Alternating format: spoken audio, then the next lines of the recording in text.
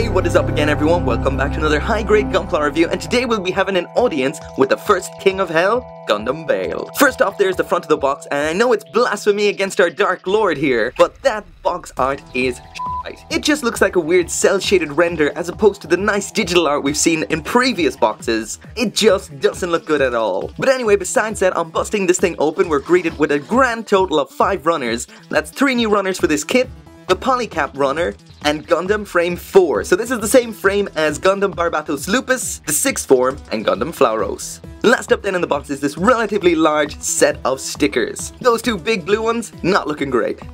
Finally, here's the high-grade Gundam Bael cut out and snapped together. This right here is the Gundam that played the key role in ending the Calamity War and hasn't been modified since. And straight away you'll notice that this, so far, is the Gundam frame that has the most in common with Barbatos.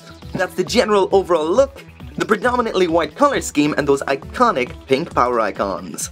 This really makes me wonder if these design aspects would be shared across the first few Gundam frames. And to be honest, I want to see them all. Seriously, make up any excuse you want to make them, Bandai, just make it happen.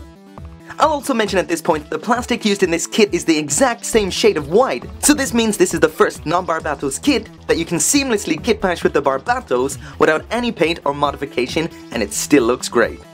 Overall, the design here is solid and shares a lot of design similarities to the 1.5 Gundam from Gundam 00. The proportions are excellent and the general silhouette of the mobile suit looks great in all poses. But there is one aspect of this kit that looks a bit awkward. No, it's not that V-fin, even though Bael should probably book an appointment with his doctor to get some Viagra to sort that out. But it's actually those huge, blocky feet. I really don't understand what they were going for here. And that's probably why McGillis kept it in the basement submerged to the ankles out of sheer shame. I mean seriously, this thing has the worst feet since the Man Roadie, and that thing didn't even have feet. Thankfully, the 1/100 that's coming out soon looks much more in proportion than this kit right here. As for the stickers, they're not quite as bad as I thought they would be. The worst offenders are definitely those 2 stickers on the V-fin. And to be honest, I'm not quite sure about that emblem on the shoulder. I don't mean to be crass, but to me it looks like a stylized cock and balls. The newer Gallarhorn logo is definitely much better.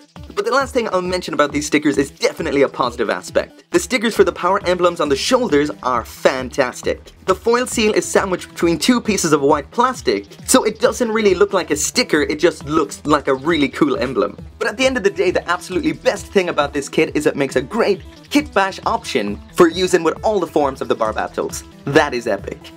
So there's the high-grade Bael with everything that it comes with, and as you can see, there's not a whole lot in here. Pretty much just the Bael swords and the blade holder. At first glance, the Bael swords look exactly like the swords we got with the Grimjerd, and that's exactly what I thought at first, but they're actually slightly different. Once again, we've kinda got that gold-ish blade and a grey handle. Pretty simple, but at the same time, they're pretty cool. Next up then is the blade holder, which is a pair of moving scabbards for the Bael swords. On here we have a couple of moving parts, these 2 arms that open and close here, as well as a ball joint here so that can move around like that. And just like we've seen before, this connects into the butthole, just like that. So now moving on to the articulation, and there isn't really much to say here. This is exactly the same as what we've seen before. If you've seen Barbatos Lupus, then you've seen this kit basically. All that's different is the outer armor. Whatever sort of pose you want out of this kit, you are going to get it. It is all absolutely perfect. The only thing that's really different in here is the wings, and as you can see from this section here, it is just a variation of the Barbatos backpack. But as for moving parts, we've got this joint here which moves like that also has a up and down movement to it. This little armor section up here that can move as well. We've got one bending joint here, so that can move up and down as well as rotate. A second joint here that bends as well, so that's 2 at that point there, so a lot you can get out of this. This part here that moves up and down like that, and this little thruster section underneath moves like that, so you can get an awful lot out of this as well. So all in all, the articulation on this kit is fantastic. So that is it for the review, and what can I say? This is essentially another variation of Barbatos. It's nearly identical in every way.